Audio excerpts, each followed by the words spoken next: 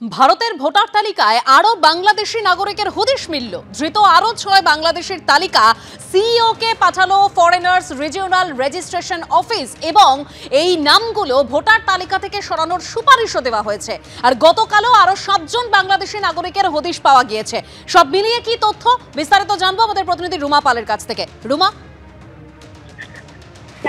প্রত্যেক দিনই কিন্তু এফআরআরও থেকে এই ধরনের লিস্ট আসছে, কারণ ইমিগ্রেশনের সময় এই বাংলাদেশি নাগরিকরা ধরা পড়ছেন, কারণ দেখা যাচ্ছে তাদের বাংলাদেশি পাসপোর্ট রয়েছে, কিন্তু যখন যাচাই করা হচ্ছে সেখানে দেখা যাচ্ছে ভোটার লিস্টে তাদের নাম রয়েছে এই রাজ্যের এবং সমস্ত আধার কার্ড থেকে শুরু করে সমস্ত যে নথি সেটা কিন্তু এই রাজ্যে, কিন্তু বাংলাদেশের পাসপোর্ট রয়েছে। ইমিগ্রেশনের সময় কিন্তু তারা ধরা পড়ছেন। সেই ধৃত বাংলাদেশি যারা নাগরিক সেখানে আজকে যেমন 6 জন এবং কালকেও 7 জন এরকম ছিলেন। এরকম প্রত্যেকের লিস্টই কিন্তু এসে পৌঁছেছে সিও দপ্তরে এবং ইতিমধ্যেই কিন্তু এদের ভোটার লিস্ট থেকে তাদের নামের যে তালিকা রয়েছে সেটা বাদ দেওয়ার কথা বলা হয়েছে এবং সেক্ষেত্রে সংশ্লিষ্ট জেলাগুলোকে কিন্তু পাঠিয়ে দেওয়া হয়েছে এই লিস্ট, এবং যাতে খতিয়ে দেখার জন্য যাতে এই বাংলাদেশি নাগরিকরা আদৌ কি বাংলাদেশি নাগরিক এবং সেক্ষেত্রে তারা কি করে এখানকার যে ভোটার লিস্টে তারা সামিল হলো, সেক্ষেত্রে যদি প্রমাণ হয়ে যায় যে বাংলাদেশি নাগরিক যেহেতু এফআরআরও থেকে এসেছে এবং তারা কিন্তু ধরাই পড়েছেন তাদের নথি নিয়ে, এই খুব স্বাভাবিক কারণেই কিন্তু এদের নাম ভোটার তালিকা থেকে বাদ যাবে। ধন্যবাদ রুমা।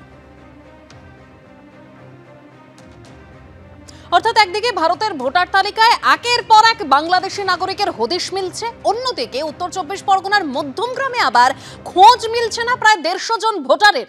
150 জন বাংলাদেশি বিজেপি তাদের নাম ভোটার তালিকায় তুলেছে। চাঞ্চল্যকর অভিযোগ করছে তৃণমূল, মিথ্যা অভিযোগ বলে পাল্টা দাবি করছে বিজেপি।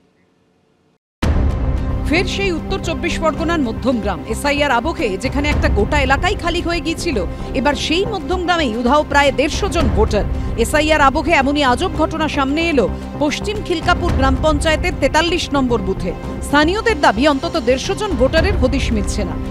নেতাজি পল্লীতে এই যে সমস্ত নামের তালিকা তাদের খুঁজে পাওয়া যাচ্ছে না। এলাকার বাসিন্দাদের জিজ্ঞাসা করবো, এই যে চুমকি বই দেখেছিলেন? না। অনিতা চক্রবর্তী?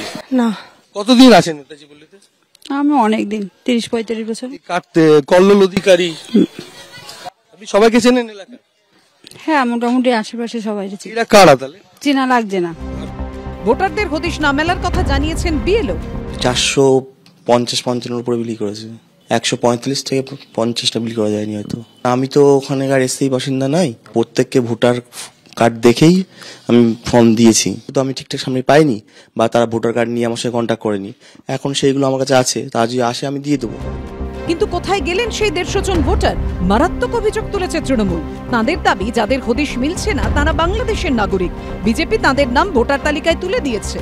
2019 সালে এটা যেহেতু আমাদের একটু কলোনি বেস এলাকা, বিজেপির খুব বাড়প্রান্ত বিরোধীদের চক্রান্তে আজকে আমাদের এরা ম্যাক্সিমাম আমাদের হিন্দু ভাইরা চক্রান্ত করে তাদের নাম তোলা হয়েছে বিজেপির মাধ্যমে। বিজেপিরাই এসব নামগুলো তুলেছে এবং তাদের আত্মস্বজনের মাধ্যমে, কিন্তু আজ পর্যন্ত আমরা তাদের খুঁজে পাইনি। আমরা প্রায় 150 লোককে আমরা খুঁজে পাইনি। উনি মানুষের কাছে এটা একটা মানে খুব সুন্দর কৌশলে একটা হিন্দুদের নাম বাদ যাচ্ছে, হিন্দুদের নাম বাদ যাচ্ছে বলে একটা ন্যারেটিভ সেট করছে এবং যেহেতু এসআইআর এর মধ্যে চলছে, বিএলওরা ভালো কাজ করছে এবং দেখেছেন যে কিভাবে তারা সুন্দরভাবে সুষ্ঠুভাবে কাজ করতে পারে। নির্বাচন কমিশন পুরোপুরিভাবে তাদের সাথে আছে। এসআইআর চালু হওয়ার পর এই মধ্যমগ্রামে 3 নম্বর ওয়ার্ডের একটি বিস্তীর্ণ অঞ্চলের বাসিন্দারা উধাও হয়ে গিয়েছিলেন। রীতিমতো খাঁ খাঁ করছে এলাকা, কঙ্কালসার বাড়ি, ঘর, দৌড়, উঠোন। স্থানীয় বাসিন্দাদের দাবি ওই এলাকার বাসিন্দারা বাংলাদেশে চলে গেছেন। এবার সেই মধ্যমগ্রামেই হদিশ মিলছে না প্রায় 150 জন ভোটারের। সমীরণ পাল ও সুদীপ্ত আচার্য রিপোর্ট, এবিপি আনন্দ। ফের কমিশনের নির্দেশ অমান্য, স্ক্যানারে বারুইপুর পূর্ব। এসআইআর শৃঙ্খলা ভঙ্গ ও অবৈধ কার্যকলাপের অভিযোগ সামনে এসেছে। স্ক্যানারে বারুইপুরের একাধিক সরকারি অফিসার এবং ওই সরকারি অফিসার ও কর্মীদের বিরুদ্ধে পদক্ষেপের ভাবনার কথা ভাবা হয়েছে বলেও কমিশন সূত্রে খবর পাওয়া যাচ্ছে। কমিশনের নির্দেশ অমান্য, অবৈধ কার্যকলাপের অভিযোগ সামনে এসেছে। সিইও মনোজ আগরওয়াল ও স্পেশাল রোল অবজারভার সুব্রত গুপ্তর কাছে অভিযোগ জানানো হয়েছে। কি পদক্ষেপ নিয়েছেন বিডিও তা খতিয়ে দেখার নির্দেশ দিয়েছে কমিশন। বারুইপুর পূর্বের 94 নম্বর বুথে একাধিক ফর্মে বিএলও বদলের পরেও আগের বিএলওর সই রয়েছে। বিরোধীদের আপত্তিতে বিএলওর দায়িত্ব থেকে সরানো হয়েছিল তৃণমূলের বুথ সভাপতিকে। 4 নভেম্বর এক অঙ্গনওয়াড়ি কর্মীকে ওই বুথেই বিএলওর দায়িত্ব দেওয়া হয়। বিএলও বদলের পরেও 25 নভেম্বর সই করা ফর্মে পুরনো বিএলওর সই রয়েছে। কেন কমিশনের নির্দেশ অমান্য করে ফর্ম সংগ্রহ করা হয়েছে? অবজারভারের রিপোর্ট পাওয়ার পর পদক্ষেপের ভাবনা কমিশন সূত্রেই খবর সামনে আসছে। আগেই সাসপেন্ড বারুইপুর পূর্বের ইআরও ও এইআরও। ভোটার লিস্টে গরমিলের অভিযোগে সাসপেন্ড হন ইআরও ও এইআরও।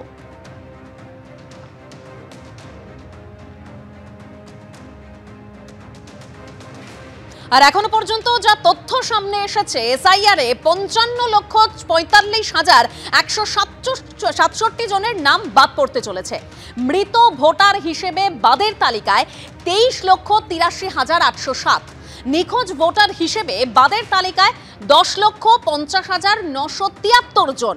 স্থানান্তরিত ভোটার হিসেবে এখনো পর্যন্ত 19,35,676 জনের নাম বাদ পড়তে পারে। ডুপ্লিকেট ভোটার হিসেবে বাদের তালিকায় রয়েছেন 1,28,994 জন। এরকমই কমিশন সূত্রে তথ্য সামনে আসছে। কসবা, বেহালা পূর্ব, মেটিয়াবুরুজ ছাড়া ডিজিটাইজেশনে পিছিয়ে রয়েছে কলকাতা দক্ষিণ। শিলিগুড়িতে এখনো পর্যন্ত 98% এনুমারেশন ফর্মের ডিজিটাইজেশন হয়েছে। ডাবগ্রাম ফুলবাড়িতে এখনো পর্যন্ত 97% এনুমারেশন ফর্মের ডিজিটাইজেশন হয়েছে। বিধাননগরে 98% এনুমারেশন ফর্মের ডিজিটাইজেশন হয়েছে বলেই সূত্রের খবর।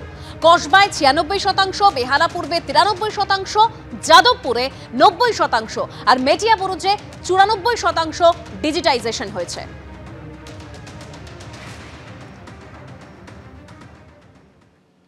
এবিপি আনন্দ, এগিয়ে থাকে, এগিয়ে রাখে।